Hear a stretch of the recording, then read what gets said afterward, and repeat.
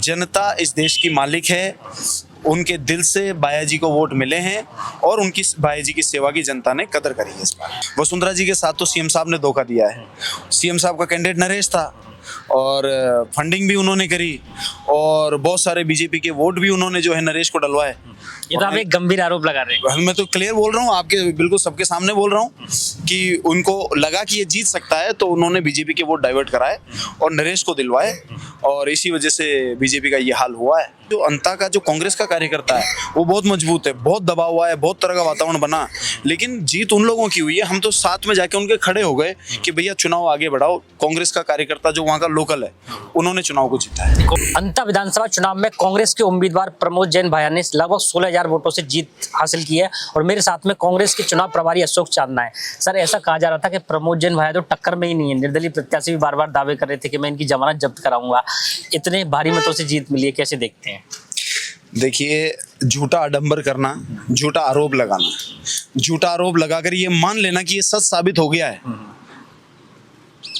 उसके बाद में ऐसे शब्द निकलते हैं। लेकिन झूठा आरोप झूठा है और प्रमोद जैन भाई की 20-25 साल की जो जनता में सेवा है, पक्षियों में सेवा है, जो विवाह आम परिवारों के बच्चों की कराए, वो जो सामाजिक सौहार्द की जो सेवाएं हैं उसको जनता ने जिताया है, विकास को जनता ने जिताया है।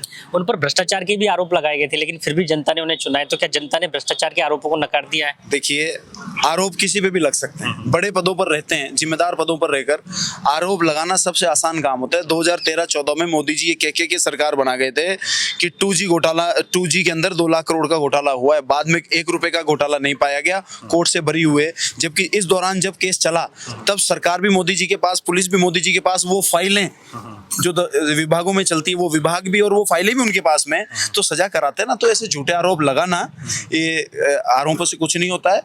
जनता इस देश की मालिक है।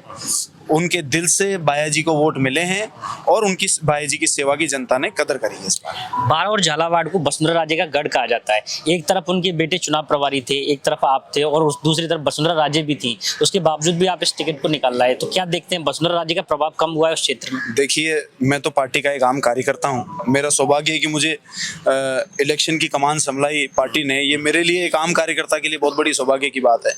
और देखिए, हम तो कांग्रेस का काम कर रहे थे। वसुंधरा जी के साथ तो सीएम साहब ने धोखा दिया है।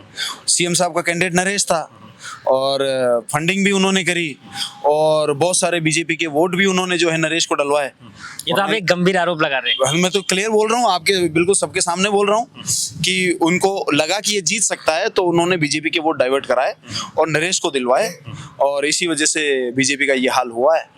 और कांग्रेस एक खड़ी थी, सारे मिलके खड़े थे, एकता की जीत हुई है।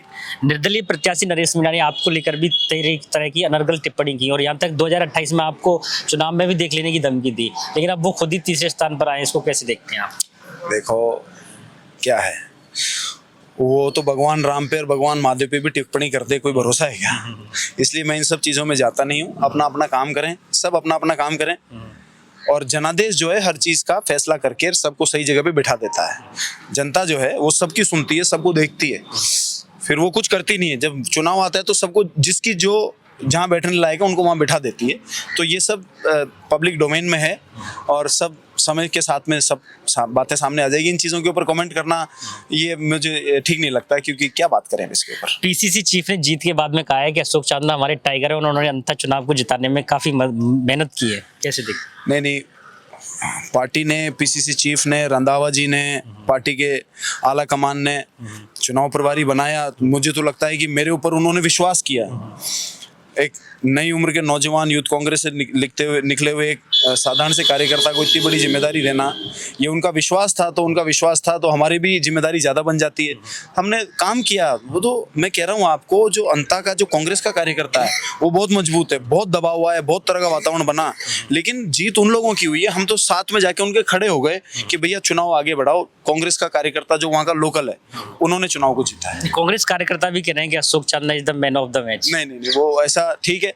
भावनाओं में जब समय आता है तो कई बार अक्सर कोशिश क्या होता है कि एक आदमी को ट्रॉफी, भाई टीम 11 की खेलती है, 4 एक्स्ट्रा होते हैं, एक कोच होता है, 6 महीने 2 साल की ट्रेनिंग होती है, इतने लोग काम करते हैं जब एक टीम जीतती है, पर ट्रॉफी एक आदमी उठा के खड़ा होता है। ये तो एक ठीक है, व्यवस्था ऐसी है, लेकिन बहुत लोगों ने मेहनत करी है और उन लोगों में ही मैं भी एक इंसान था।